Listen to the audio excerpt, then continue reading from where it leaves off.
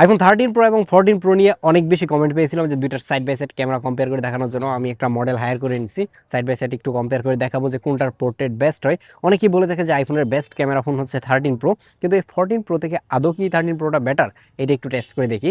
চলুন আমরা এই জায়গায় লাইভ একটু টেস্ট করে দুইটারই ক্যামেরা অন করলাম। বাই দুইটাতেই 3x টেলিফোটো লেন্স রয়েছে।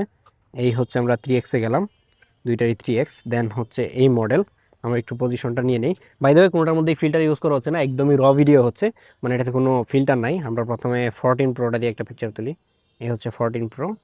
দেন আমরা সেম জায়গা থেকে 13 প্রো দিয়ে আমরা একটা পিকচার তুললাম। আমরা যদি এখন দুইটার পিকচার সাইড বাই সাইড দেখি, আমরা হচ্ছে ব্রাইটনেস দুইটারই ফুল দিয়ে দিব, তাহলে বুঝতে ইজি হবে। এই হচ্ছে দুইটার পিকচার।